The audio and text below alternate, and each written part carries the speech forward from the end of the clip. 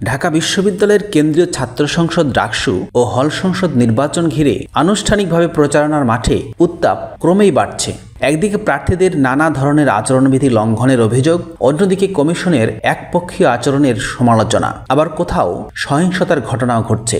এ নিয়ে নির্বাচনের আগেই সুষ্ঠু পরিবেশ নিয়ে প্রশ্ন তুলছেন অনেক শিক্ষার্থী। নির্বাচনের আনুষ্ঠানিক প্রচারণা শুরু করার প্রথম দিনে বিশ্ববিদ্যালয়ের বিভিন্ন স্থানে প্রার্থীরা নির্বাচনী আচরণ ভঙ্গ করে ব্যানার, ফেস্টুন ও বোর্ড টাঙিয়ে দেন। টিএসসি, ভিসি চত্বর, লাইব্রেরি, মল চত্বর, চারুকলা, কার্জন হল সহ বিভিন্ন জায়গায় ঐক্যবদ্ধ শিক্ষার্থী জোট, স্বতন্ত্র শিক্ষার্থী ঐক্য, প্রতিরোধ পর্ষদ সহ স্বতন্ত্র বিভিন্ন প্রার্থীর ব্যানার, ফেস্টুন দেখা গেছে।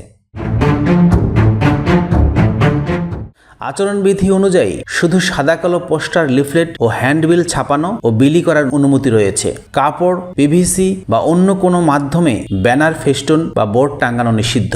বিশ্ববিদ্যালয় প্রশাসন জানায়, চিফ রিটার্নিং অফিসারের স্বাক্ষরিত জরুরি নির্দেশনার পরও বুধবার দুপুর পর্যন্ত অধিকাংশ ব্যানার সরানো হয়নি। পরে বুধবার বিকালে স্টেট অফিস কর্মীদের সহায়তায় বিশ্ববিদ্যালয় প্রশাসনের নির্দেশে সেগুলো নামিয়ে ফেলা হয়।